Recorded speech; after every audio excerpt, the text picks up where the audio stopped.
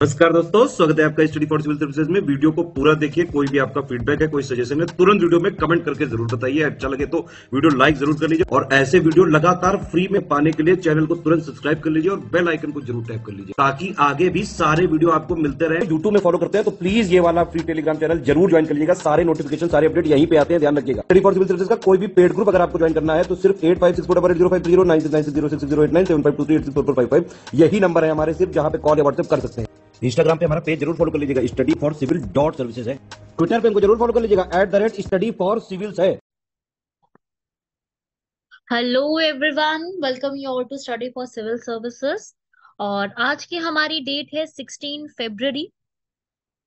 16 फरवरी के हमारे important articles को हम लोग स्टार्ट करते हैं। सबसे पहला हमारा आर्टिकल है स्वामी दयानंद सरस्वती के ऊपर। देन है हाई कोर्ट जज, क्योंकि न्यूज में है। मुऑन या मुऑन निसार, ये एक सैटेलाइट का नाम है। एक्सरसाइज कर्कश और दिल्ली मुंबई एक्सप्रेसवे, जिसका अभी ही रिसेंटली उद्घाटन किया गया है। स्टार्ट करते हैं हम लोग यहाँ पर स्वामी दयानंद सरस्वती से।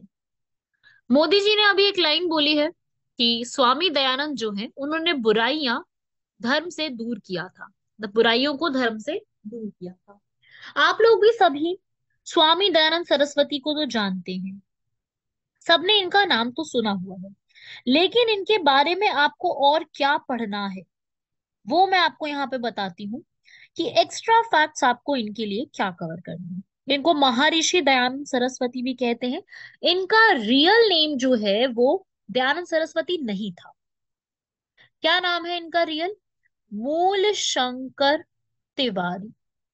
रियल नेम लिख लीजिएगा, मूल शंकर तिवारी। ये जो है ये गुजरात के ब्राह्मण फैमिली से बिलोंग करते हैं। ठीक है, ये कोई बंगाल से नहीं थे।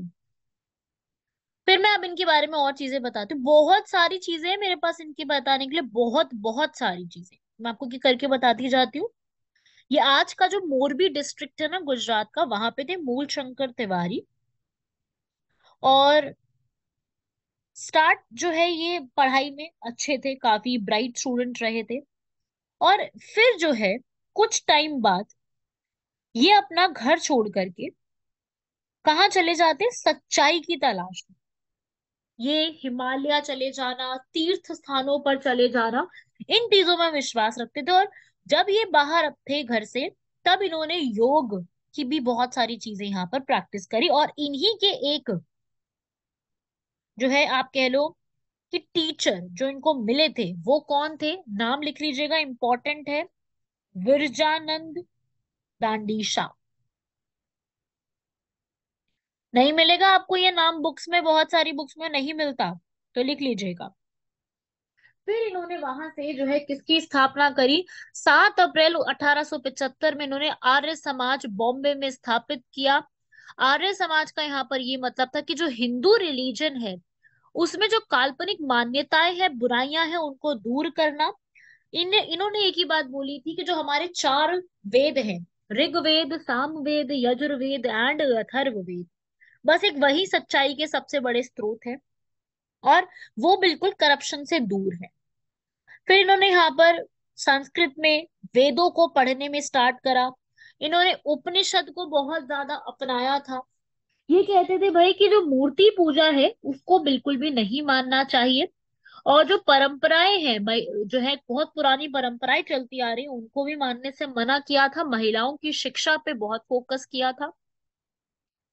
प्लस अनटचेबिलिटी को खत्म करने की बात की। बाकी इन्होंने एक बहुत इंपॉर्टेंट बुक लिखी है जिसका नाम है सत्यार्थ प्रकाश, 1875 में। ये बहुत इंपॉर्टेंट है, इससे कई बार क्वेश्चन आ चुके हैं बुक के ऊपर। तो इनकी एक इंपॉर्टेंट बुक है सत्यार्थ प्रकाश। मतलब क्या है? The light of truth. ठीक है, ये बुक जो है स्वामी दयानंद सरस्वती ने लिखी। उसके बाद इसको बहुत सी लैंग्वेज में आज के टाइम पे जो है वो किया जा चुका है। और जो हम ओम कहते हैं वो भी यही से शब्द आया है, इस बुक में से ही। ठीक है भाई, और स्वराज की पहली बार बात भी इसी बुक ने स्पेशली करी थी। तो ये सब याद रखिएगा इनके बारे में। बुक्स इनकी और भी है बट ये सबसे एक इम्पोर्टेंट बुक है। इन्होंने पुराण, उपपुराण, व्यास, वेद सबको यहाँ पे पढ़ा था। और फिर इन्होंने बहुत सारी चीजें बताई थी कि सबसे बड़े जो है प्रकृति, भगवान, जीवात्मा, यही सब है। प्रकृति पे इन्होंने बहुत ज्यादा फोकस किया था कि प्रकृति सबसे बड़ी यहाँ पर होती है। और इन्होंने जो है यहाँ पर बहुत सारी चीजों पे और फोकस करते हुए बोला, क्या बातें बोली इन्होंने, कि जो बहुत ही सदियों से हिंदू वेद, जो कि भारत में परम सत्य माने जाते हैं, वो शिक्षाओं और परंपराओं से दूर हो गए हैं।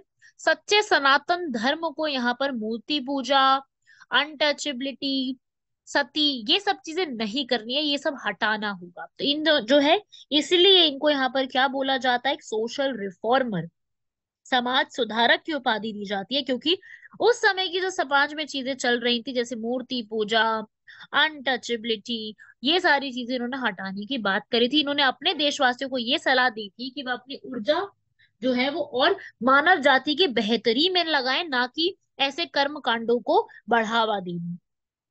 समझ रहे हो बात को। फिर उसके बाद इन्होंने यहाँ पर मूर्ति पूजा का बहिष्कार किया।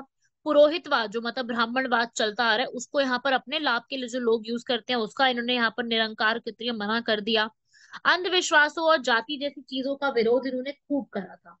तो आप यूं कह सकते हो कि ये पर्सन जो है, ये एक बहुत अच्छे लेवल के समाज सुधारक थे, है ना, कह सकते हैं ना हम ये सारी बातें।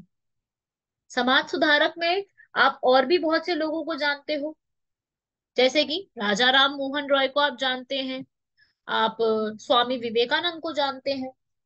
ऐसे बहुत सारे समाज सुधारक भी हैं। इन्होंने स्वराज की अवधारणा दी थी। ये स्वराज की अवधारणा सत्यार्थ प्रकाश बुक में ही है, जिसका मतलब होता है कि विदेशी प्रभाव से मुक्त हो जाना, निष्पक्ष हो जाना, न्यायपूर्ण प्रतिभागियों की महिमा में ये सब पक्ष लेना, ये सब बातें इन्होंने यहाँ पर कही थी। इन्होंने एक शुद्धि मूवमेंट स्टार्ट करी थी। शुद्धि मूवमेंट क्या होता है कि जिनका जबरदस्ती धर्म परिवर्तन किया गया है, अगर वो वापस से अपने धर्म में बदलना चाहते हैं, हिंदू धर्म में, तो उसके लिए यहाँ पे स्टार्ट किया गया था। स्वेच्छा से या फिर अनैच्छिक रूप से अगर आपको इस्लाम धर्म या ईसाई ईसाई धर्म में परिवर्तित किया गया है, तो उसी रिस्पेक्ट में था। और इनका पूरा यहाँ पर ये विश्वास था कि हिंदू धर्म के दूषित होने के पीछे ज्ञान का अभाव है। अगर नॉलेज और ज्ञान प्रॉपर तरीके से मिलेगा, तो बहुत सारी चीजें हिंदू धर्म में ठीक की जा सकती है। गुरुकुल की स्थापना की गई वेदों को सिखाने के लिए। और यहीं पर ही उनकी डेथ के बाद उनकी टीचिंग्स के लिए दयानंद एंग्लो वैदिक कॉलेज ट्रस्ट यहाँ पे बनाया गया, जिसे डीएवी कहते हैं। और ये डीएवी स्कूल्स आज भी बहुत बड़ी चेन है स्कूल्स की, जो पूरे इंडिया में एग्जिस्ट करती है। ये इसीलिए स्टार्ट की गई थी दयानंद एंग्लो वैदिक के नाम से। पहला जो स्टार्ट किया गया था वो कहाँ किया गया था, पहला लाला हंसराज बने थे इसके टीचर, वो थे लाहौर। 1886 में पहला ये स्कूल भी स्टार्ट किया गया था। बात समझ गए सब लोग। तो आर्य समाज याद रखिएगा, आर्य समाज मूर्ति पूजा, ये जानवरों का बलिदान देना, इन सब में नहीं मानता था। और चाइल्ड मैरिजेस वगैरह इन चीजों पे नहीं मानता था। और बहुत ज्यादा जो अंधविश्वास होते हैं, सुपरस्टिशन, उसको बहुत ज्यादा क्रिटिसाइज, आलोचना इसमें की गई थी। ठीक है भाई। और याद रखना, इनके नाम पे डीएवी यूनिवर्सिटी भी चलती है, जालंधर में है। महर्षि दयानंद यूनिवर्सिटी रोहतक में एमडीयू के नाम से फेमस है काफी ज्यादा। अजमेर में भी है। काफी सारे साइंस कॉलेजेस भी हैं। तो ये सब काफी जगह पे इनके यहाँ पर नाम है। बाकी भगत सिंह हो गए, सुभाष चंद्र बोस, लाला लाजपत राय, लाला हरदयाल, राम प्रसाद बिस्मिल, ये सब लोग बहुत ज्यादा इनसे क्या थे, प्रभावित थे, इन्फ्लुएंस्ड थे। ठीक है। और जब दयानंद सरस्वती अपनी लाइफ में जब ये जोधपुर गए थे, तो वहां पर इन्होंने जो है हिंदी को अपनी एक लैंग्वेज अपनाया था। और आज राजस्थान में भी सबसे बड़ी लैंग्वेज हिंदी मानी जाती है। राइट। और ये सब याद रखिएगा। इन्हें सन ऑफ गॉड के नाम से भी जाना जाता था। तो ये सब जो है याद रखना। बाकी इनकी अ, अद्वैत वेदांता, ये सब काफी बुक्स हैं, पर एक ही बुक बेसिकली याद रख लीजिएगा, सत्यार्थ प्रकाश, उतना इनफ है। क्योंकि मैक्सिमम जो क्वेश्चंस आते हैं वो उसी से ही पूछे जाते हैं, बिकॉज सबसे ज्यादा पॉपुलर भी वही बुक है, क्योंकि पूछ लिया जाता है उससे। ठीक है। और इनको कई बार मारने की भी कोशिश की गई थी। कई बार ऐसा सुनने में आया कि इनको कई बार जो है जहर दे करके मारने की कोशिश की गई थी। क्योंकि क्या करते थे, ये बहुत ही हठी हो जाते थे। हठी का मतलब कि बहुत ही अ, लोगों में एनर्जी भरने की काम करते थे ये वाला। तो उस समय जो है ये बच गए थे काफी बार। और कई बार इनको लोगों ने नदी में भी डुबोया है, लेकिन वही है कि अपने आप को ये बचा के चले जाते थे। मुस्लिम्स ने कई बार अटैक किया है। और एक बार महाराजा थे जोधपुर के जसवंत सिंह, उन्होंने दयानंद सरस्वती को अपने यहाँ पे रहने के लिए बुलाया था, क्योंकि वो महाराजा जो जसवंत सिंह थे वो बहुत ज्यादा चाहते थे कि उनकी टीचिंग्स और उनकी बातें सुने। ठीक है, तो महाराजा के रेस्ट रूम में वहां पर गए। और वहां पे क्या हुआ कि ये एक डांसिंग गर्ल थी वहां पे, नन्ही जान के नाम से, वो वहां पे डांस कर रही थी। ठीक है, और उनको बोला भाई महाराज जो ये है दयानंद सरस्वती, इन्होंने उनको बोला जसवंत सिंह को कि वो जो लड़की है मतलब इस तरीके से काम उससे मत करा, उसको छोड़ दो। ठीक है, तो यहाँ से फिर प्रॉब्लम जो है वो शुरू हो गई थी यहाँ पर।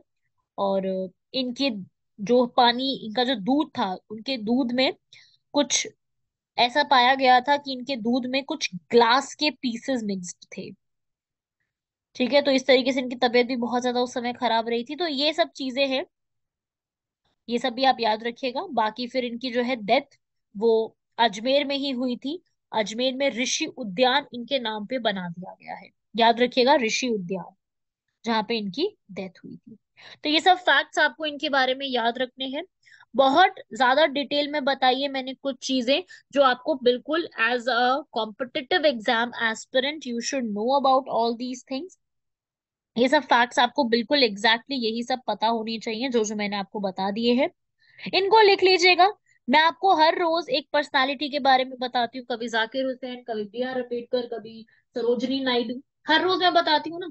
तो आप जो है एक अलग से, मैं तो यही सजेस्ट करूंगी आप लोगों को कि एक नोटबुक ही बना दो अलग से, जिसमें सारी पर्सनालिटीज की इंपॉर्टेंट चीजें, उनका बर्थ, उनका डेथ, उनके द्वारा फाउंड की गई चीजें, वो किस में बिलीव करते थे, किसको रिजेक्ट करते थे, प्लस उनकी द्वारा कौन सी बुक्स इंपॉर्टेंट लिखी गई है, उनकी लाइफ के इवेंट्स जो इंपॉर्टेंट है वो सब चीजें।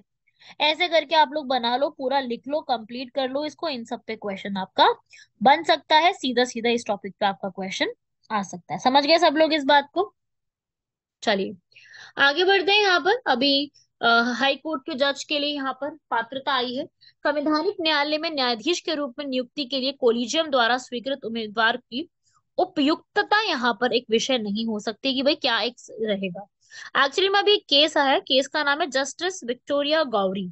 वहां पर जो है इसी को, इन्हीं को जस्टिस बनाने के ऊपर चैलेंज यहाँ पे आया है। आर्टिकल 217 एक ये कहता है कि कंसल्टेशन में आपको जो है कॉन्स्टिट्यूशनल रिक्वायरमेंट रहेगी। बेसिकली बात ये है कि जो हाई कोर्ट का जज है उसको आप कैसे बना सकते हो, उसी के ऊपर ये पूरा एक कॉन्सेप्ट चल रहा है। और ये बोला गया है अभी कि जुडिशियल रिव्यू, देखो जुडिशियल रिव्यू वर्ड कहीं लिखा नहीं हुआ है, पर अभी judicial review word common news में क्यों है? जुडिशियल रिव्यू का मतलब होता है जस्टिस, जो जो हमारी जुडिशरी है, दैट मीन्स हमारी सुप्रीम कोर्ट, हाई कोर्ट, वो रिव्यू कर रही है। ठीक है, यहाँ पर क्या होता है कि जो ये पूरा जुडिशियल रिव्यू है ये लिखा नहीं हुआ है, लेकिन ये एग्जिस्ट तो करता ही है भारत में, जो चल ही रहा है ये वाला। तो उसी के रिस्पेक्ट में यहाँ पर है कि भाई जो जो हमारा सुप्रीम कोर्ट है वो यहाँ पर ये बोल रहा है कि जुडिशियल रिव्यू यहाँ पे कर सकते हो। ठीक है, यहाँ पे कंसल्टेशन लेने की कोई जरूरत नहीं है, यही इसमें बात बोली गई है। तो अभी कंट्रोवर्सी यही चल रही है, 217 आर्टिकल में सेम बात लिखी हुई है यहाँ पर कि जो जो जज होगा हाई कोर्ट का वो अब प्रेसिडेंट के द्वारा ही अपॉइंट किया जाएगा, वहां के चीफ जस्टिस ऑफ इंडिया से पूछ के, गवर्नर से पूछ के ही उनको अपॉइंट किया जा सकता है। और अगर मान लीजिए उनको नहीं करना, किसी और को भी अपॉइंट करना है, तो वो भी किया जा सकता है। आर्टिकल 224 के तहत एक्टिंग जज भी बन सकता है, 62 ईयर्स की एज अगर वो यहाँ पर नहीं हो जाती तब तक के लिए। और बाकी क्वालिफिकेशंस आप यहाँ पे पढ़ लेंगे। यहाँ पर आपको पता होनी चाहिए सिटीजन ऑफ इंडिया होना चाहिए वो पर्सन, कम से कम 10 वर्षों के लिए भारत के क्षेत्र में न्याय कार्यालय में रहा हो, और कम से कम 10 वर्षों के लिए एक उच्च न्यायालय में या फिर दो या दो से अधिक न्यायालयों का लगातार यहाँ पर व्यक्ता रहा हो। तो यही है बस यहाँ पर। एडवोकेट राय 10-10 सालों के लिए यहाँ पे लिखी गई है। हाई कोर्ट से अगर मैं बात करूँ कैसे सवाल आते हैं, मैं आपको आपको ये मैं बता रही हूँ प्रीलिम्स के रिस्पेक्ट में। हाई कोर्ट से हमारे एग्जाम में किस टाइप का क्वेश्चन आता है? हाई कोर्ट से सीधा आप देखो, बहुत डिटेल में क्वेश्चन आ जाता है, कई कई बार तो बहुत डिटेल में आ जाता है। तो सीधा ये पूछ लेते हैं हाई कोर्ट से, अभी कितने हाई कोर्ट है अपने पास? 25 हाई कोर्ट है टोटल। और ये जो हमारे हाई कोर्ट्स बने हुए हैं ये हाईकोर्ट में सबसे पहला हाईकोर्ट कब बना था? हमारा पहला हाईकोर्ट 1862 में बना था कैलकाटा में, फिर बना मद्रास में, सॉरी बॉम्बे में, फिर बना मद्रास में, दूसरे नंबर पे बॉम्बे लिख लेना, और चौथे नंबर पे बना इलाहाबाद में। कौन से एक्ट के तहत बना, लिखेंगे सब लोग, इंडियन काउंसिल्स एक्ट ऑफ 1861 के तहत 1862 में बनाया गया। बात समझ गए? 1861 का एक्ट था और बनाया 1862 में गया है। 25 हाई कोर्ट है। अभी रिसेंटली कौन सा हाई कोर्ट बना हुआ है? रिसेंटली हमारा हाई कोर्ट बना है आंध्र प्रदेश का हाई कोर्ट।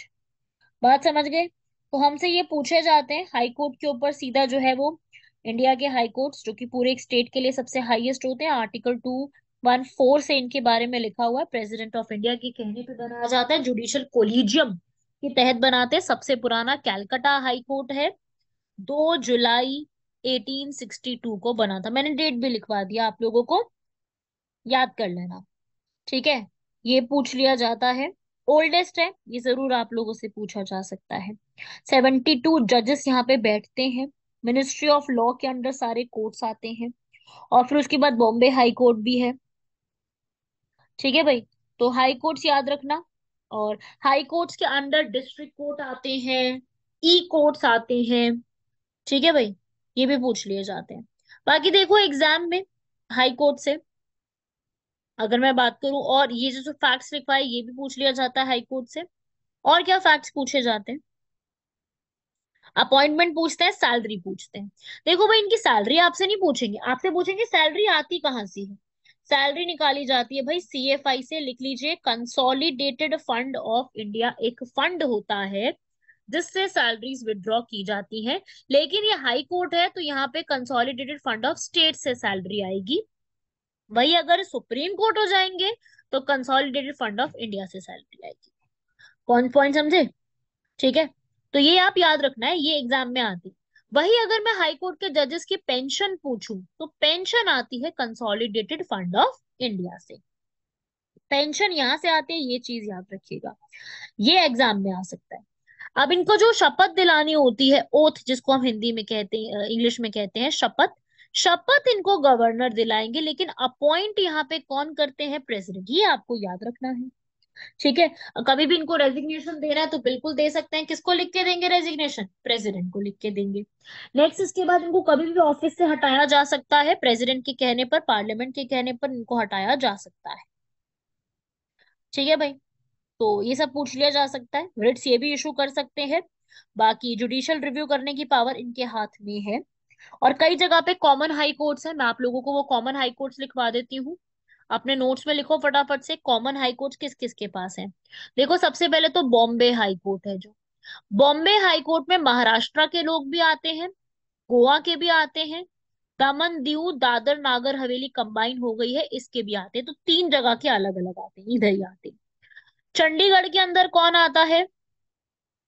पंजाब के लोग, हरियाणा के लोग और चंडीगढ़ के लोग, तीनों आते हैं। केरल के अंदर केरल हाईकोर्ट जो कि कोच्चि में बना हुआ है, केरल के भी लोग आते हैं, और लक्षद्वीप के भी आते हैं। लक्षद्वीप का अपना कोई हाई कोर्ट नहीं है। तमिलनाडु की बात करूं तो तमिलनाडु के भी आते हैं, और पुडुचेरी के भी आते हैं, पुडुचेरी के भी यही आते हैं। ठीक है, कैलकाटा हाई कोर्ट की बात करूं मैं, तो कैलकाटा में वेस्ट बंगाल के लोग भी आते हैं, और अंडमान निकोबार का खुद का कोई हाई कोर्ट नहीं है, वो भी आते हैं। इसके अलावा बात करो गुवाहाटी हाई कोर्ट की, तो देखिए गुवाहाटी हाई कोर्ट में आसाम, नागालैंड, मिजोरम और अरुणाचल, ये 4 जगह के लोग आते हैं। आपको ये भी अपने दिमाग में रखना है, इससे भी क्वेश्चंस बन सकते हैं, क्योंकि आप भी जानते हो कि इस टाइप में थोड़ी सी चीजें कंफ्यूजिंग हो सकती हैं। बाकी इसके अलावा जो मैंने नहीं लिखे हैं इसमें स्टेट्स, उन सबका खुद का अपना हाई कोर्ट है, इसलिए नहीं लिखा क्योंकि उनका खुद का अपना हाई कोर्ट बना हुआ है। तो जिनका अपना हाई कोर्ट है वो तो अपनी स्टेट में है ही ना। लेकिन हर एक का हाई कोर्ट उसकी खुद की कैपिटल में नहीं है, ऐसा जरूरी नहीं है कि हर एक का हाई कोर्ट उसकी खुद की कैपिटल में होगा। ये भी आपको फैक्ट्स याद रखने हैं कि जरूरी नहीं है कि हर एक स्टेट का हाई कोर्ट जो है उसकी खुद की अपनी पर्टिकुलर कैपिटल में ही बना हुआ होगा, ऐसा बिल्कुल भी जरूरी नहीं। यहाँ तक क्लियर हुआ सब लोगों को फैक्ट्स? या आप लोगों से सारी चीजें पूछी जाती है, इसको लिख लीजिएगा। ये सारा बताया, बाकी जो केस है अभी वही बस उसके ऊपर है कि कोलिजन सिस्टम के ऊपर बात चल रही है, तो वो कोलिजन सिस्टम मैंने आपको कई बार वीडियोस में समझाया भी हुआ है। चलिए नेक्स्ट आर्टिकल की तरफ बढ़ते हैं। नेक्स्ट आर्टिकल है म्यून्स। ठीक है, अभी एक मुओन्स करके एक सिटी या फिर क्या चीज है, इसमें हम लोगों को इसको डिस्कस कर लेते हैं। मुओन्स कहते हैं इसको। और ये अभी कुछ न्यूज में थी, जो कि ये स्पेस से निकलने वाले पार्टिकल्स हैं। तो हुआ क्या है यहाँ पर, एक चाइना में एक जगह है जियान। उस जगह पे रिसर्चर्स ने यहाँ पर जो है वो म्यून्स का यूज करते हुए वहां पे रिसर्च करा है। ठीक है। और मुओन्स होते क्या है बेसिकली, ये मुओन्स एक छोटे से पार्टिकल हैं जो कि स्पेस में ही दिखते हैं हमें। अर्थ का एटमॉस्फेयर जो होता है, अर्थ का जो एटमॉस्फेयर है, वो अगर कभी भी कॉस्मिक रेज होती हैं जो उससे टकरा जाती है ना, तो ये क्रिएट होते हैं। ठीक है। इसके लिए उन्होंने एक डिवाइस बनाया है यहाँ पर। कॉर्मस नाम है उस डिवाइस का। लिखो ये सारी बातें जो मैं बता रही हूँ इसके अंदर। क्या क्या याद रखना है इसमें आपको, एक डिवाइस है जिसका नाम है कॉर्मस। क्या डिवाइस का नाम है? कॉस्मिक रे मुऑन इमेजिंग सिस्टम। तो इसके तहत यहाँ पर उसकी वॉल्स को चेक करने के लिए यूज किया गया है। मुऑन्स एक छोटे से पार्टिकल्स हैं जो कि बिल्कुल आपकी अर्थ के एटमॉस्फेयर में कॉस्मिक रेस के साथ कलेक्ट हो जाते हैं, और उसी को हम कहते हैं म्यूग्राफी। जो कि हम कैसे निकाल के लाते हैं, मतलब किसका किसमें यूज करते हैं, आर्कियोलॉजी में। पुरातत्व विभाग जो है वहां पर इसका इस्तेमाल किया जाता है। बहुत पुरानी पिरामिड्स को चेक करने के लिए किया जाता है।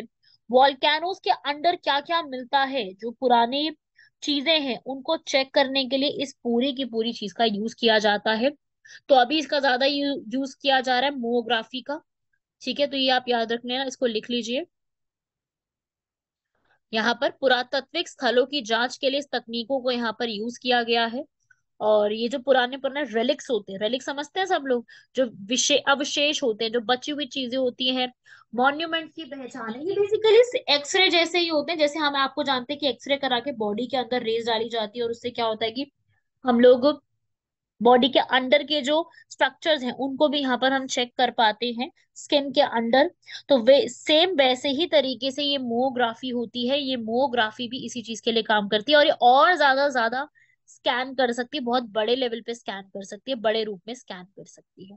इसे हम क्या कहते हैं, मोग्राफी। ठीक है भाई, इसको पहली बार जो है किसने यूज किया था, नोबेल प्राइज के विनर लुइस एल्वरेज ने यहाँ पर इसको पूरा चेक करा था, पिरामिड और ऑफ खाफरे गीजा को यहाँ पर चेक करने के लिए। लेकिन उस समय कुछ मिला नहीं था उसमें, वो अलग बात है, मिल भी सकता था, पर मिला कुछ नहीं उस समय।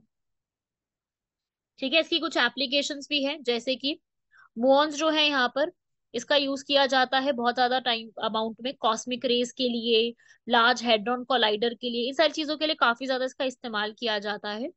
और आज के टाइम पे इसको जो है मतलब एक बार इसको यूज किया गया था फुकुशिमा दाची न्यूक्लियर प्लांट में, जब आग लग गई थी, न्यूक्लियर डिजास्टर हो गया था जापान में। तो वहां पे हुआ क्या था वो जानने के लिए इसका पहली बार वहां पर भी इस्तेमाल किया गया था। ऐसे एक वॉल्केनो है माउंट वेसुवियस। वेसुवियस वॉल्केनो के ऊपर जांच करने के लिए भी इसका इस्तेमाल किया गया था कि इसका क्या यूज है, इसमें वॉल्केनो के अंदर जो है क्या क्या चीजें देखने को मिलती है, उसी चीज के लिए इसका भी इस्तेमाल किया गया था कि वॉल्केनो के अंदर क्या क्या है। ठीक है, तो बेसिकली ये छोटी सी चीज को भी बहुत बड़ा इमेज करके ले आती है। मेडिकल में भी अब इसको यूज कर रहे हैं, ताकि हम हमारी जो बोन्स है उसकी इमेजेस के बारे में जानने के लिए, कैंसर को देखने के लिए, ऑर्गन्स के फेलियर तो नहीं हो गए, वो सारी चीजें जानने के लिए हम मोग्राफी का इस्तेमाल कर रहे हैं। तो मुऑन्स जो है यहाँ पर, मुऑन को इस चीज के लिए भी यूज किया जा रहा है, जैसे एक्सरेज का हम इस्तेमाल करते हैं अपने पर्सपेक्टिव में, सेम ऐसे ही इसी पूरी पूरी की पूरी जो है ग्राफी का भी इस्तेमाल किया जा रहा है। आई होप ये सारी बातें आप लोगों को क्लियर हो गई होंगी। तो ये याद रखिएगा, एक नई टेक्निक है, ये वाली पूछी जा सकती है। बाकी इसमें रॉक्स को भी चेक करने के लिए, पुरानी पुरानी रॉक्स हैं, उस रॉक्स का और टॉम्ब का क्या स्ट्रक्चर चल रहा है उसके बारे में चेक करने के लिए, और उसमें बहुत ज्यादा लेवल पे उसमें और क्या क्या चेंजेस आ रहे हैं उसको चेक करने के लिए, सुपर कंडक्टर्स को चेक करने के लिए। तो बेसिकली काफी सारी चीजों में इसका इस्तेमाल जो है वो आज के टाइम पे किया जा रहा है। तो there are so many things जहाँ पे इसका इस्तेमाल कर रहे हैं हम लोग। तो एक सिंगल आइटम नहीं है, काफी सारी चीजों में इसका इस्तेमाल कर रहे हैं। तो ये भी आप याद रखिएगा, there are so many things, इसका जो एक्सपेरिमेंट करने के लिए इसको यूज किया जा रहा है। ठीक है। और बाकी यही है कि ये जो पूरा इस्तेमाल हम लोग कर रहे हैं, ये बहुत ज्यादा अमाउंट में ऐसा नहीं है कि ये जो पूरा एक है कि भाई बहुत ज्यादा डिस्ट्रक्टिव कुछ होगा, नहीं ऐसा नहीं है। ये न्यूक्लियर वेपन्स को चेक करने के लिए भी इस्तेमाल कर रहे हैं कि भाई ऐसा तो नहीं है कि कहीं पर भी किसी जगह पर न्यूक्लियर वेपन्स इस्तेमाल किए गए हैं। ठीक है, तो इस तरीके की चीजों के लिए भी चेक कर रहे हैं कि भाई किसी एक जगह पर जो है रेडिएशन कैसी बन रही है, लेवल ऑफ रेडिएशन चेक करना है, तो उन सब चीजों में भी इसका इस्तेमाल आज के टाइम पे किया जा रहा है। ठीक है भाई, तो ये है इसका कुछ एक तरीके से यूज करने का तरीका। मुऑन्स जो है उसके अंदर जो स्टडी करने के लिए जो भी होगा उसमें से रेस पास कराए जाएंगे, प्रोटॉन न्यूक्लियस सारी चीजें पास करवा के फिर चेक किया जाएगा कि उसमें कितना अमाउंट में क्या चीज प्रेजेंट है। तो बेसिक ऑब्जेक्टिव है। ठीक है भाई। नेक्स्ट टॉपिक बहुत इंपॉर्टेंट है। अभी नासा और इसरो मिल करके एक निसार एक्सरसाइज तैयार कर रही है जो कि इंडिया में आने वाली है। तो ये इंपॉर्टेंट है। निसार मिशन क्या है? नासा और इसरो का सिंथेटिक अपर्चर रेडार है। नासा और इसरो मिलके बना रहे ताकि अर्थ के सरफेस को चेक करना है। अर्थ के सरफेस को क्या चेक करना है? हमें ये देखना है कि अर्थ जो है उसके आसपास जितने भी चीजें चेंजेस आते हैं उसको चेक करना। एक रडार सिस्टम है जिसमें अर्थ के आसपास जितनी भी चीजें की इमेजेस बनेंगी, छवियां बनेंगी, उसे चेक किया जाएगा। वो इमेजेस बना के हमें ये भेजेगा और हम ये चेक करेंगे कि अर्थ के आसपास का जो सरफेस है वहां पे किस तरीके की चीजें हैं, वहां पे पूरा जो है कितना अवलोकन कैसा है। अवलोकन का मतलब क्या होता है? उसमें कितना कितना छोटे छोटे पॉइंट्स और बड़े बड़ी चीजें वहां पर है।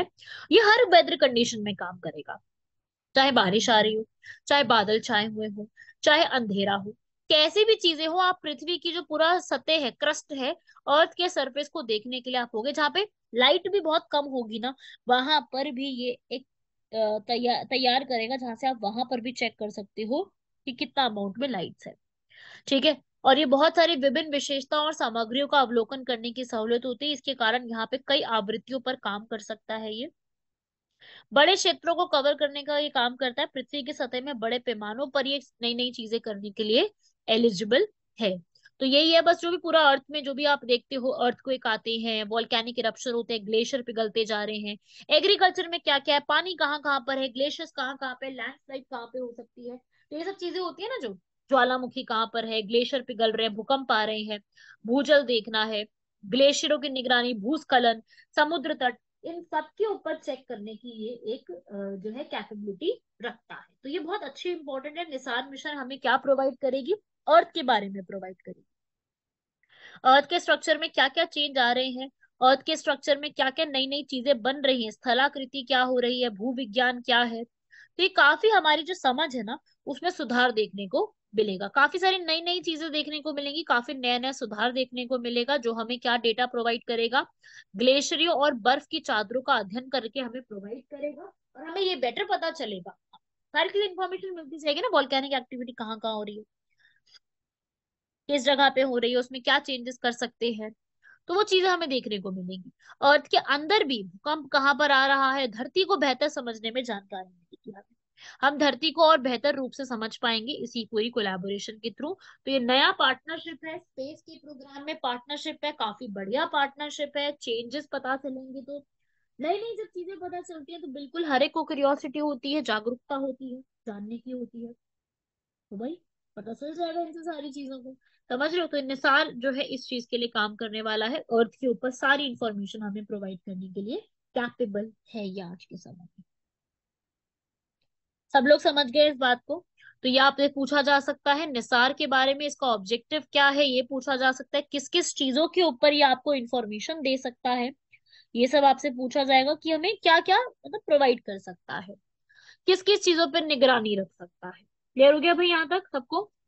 चलिए बढ़ते हैं नेक्स्ट। अभी यहाँ पर एक एक्सरसाइज तरकश जो है वो परफॉर्म की गई है इंडिया और यूएसए के बीच में। एक्सरसाइज तरकश, मैं आपको हमेशा कोई ना कोई एक्सरसाइज बताती रहती हूँ, जैसे अग्नि वॉरियर, सूर्य किरण, काजिंद, प्रबल, दोस्त्याग, काफी सारी एक्सरसाइज मैंने आपको पिछली वीडियोस में बताई है आपकी। तो ऐसे ही आपके सामने एक और नई एक्सरसाइज है, एक्सरसाइज तरकश नाम है उसका।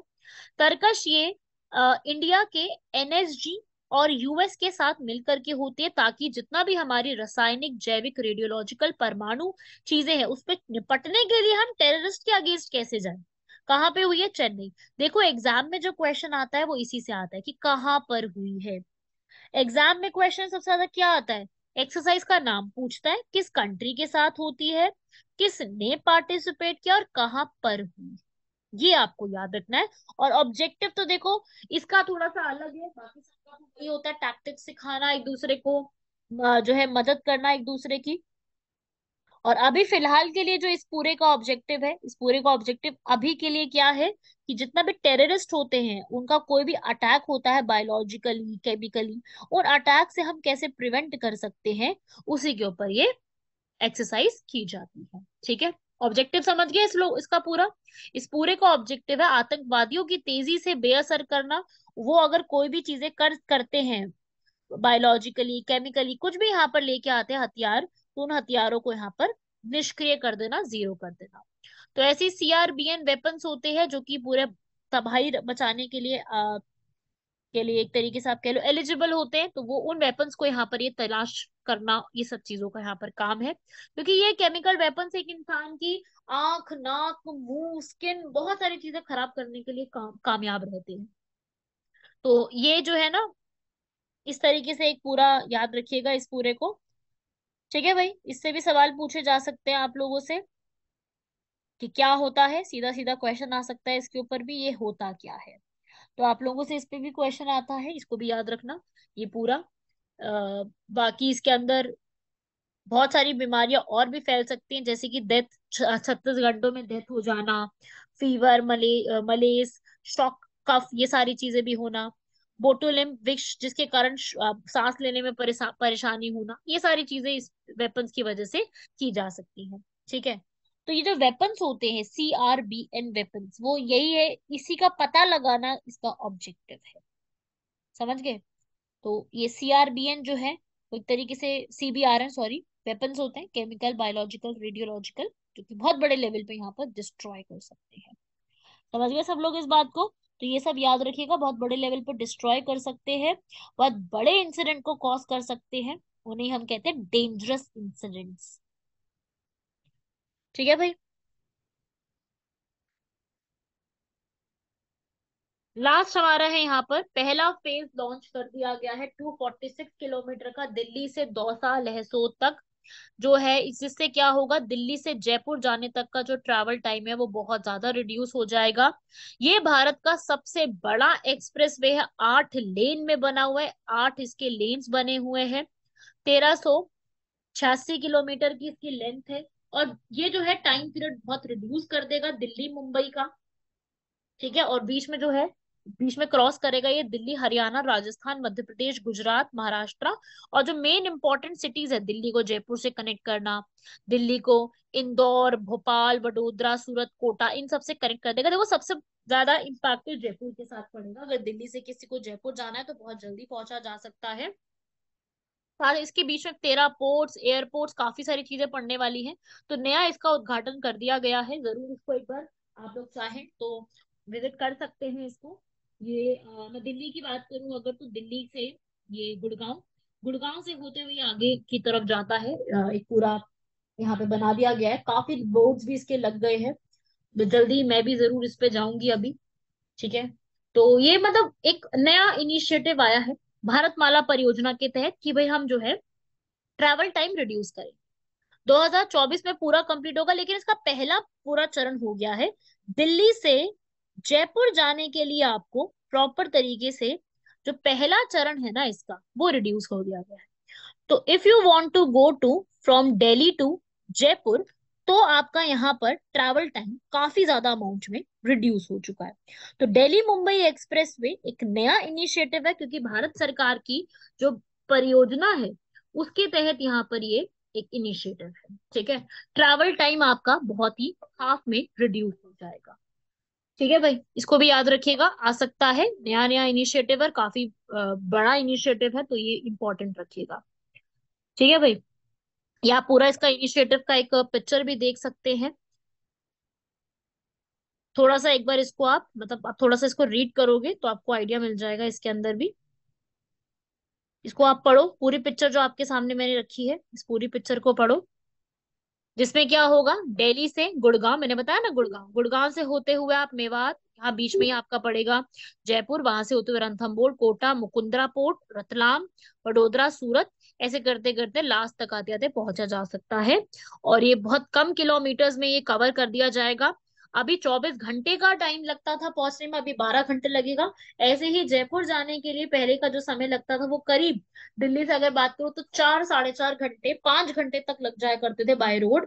अब जो है इसका ट्रैवल टाइम ऐसा कहा जा रहा है 2 से ढाई घंटे तक कर दिया गया है। तो it's a new initiative, better initiative. और भारतमाला परियोजना के तहत हाफ टाइम हो जाएगा इसका। Right everyone. चलिए, नेक्स्ट अब एक और कमीशन आई है। जैसे कि आप सारी कमीशंस के बारे में पढ़ते हो, एक नई कमीशन और मैं क्वेश्चन लेके आई हूँ, क्योंकि ये कमीशन का नाम मुझे ऐसा लगता है कि बहुत से स्टूडेंट्स ने नहीं सुना होगा।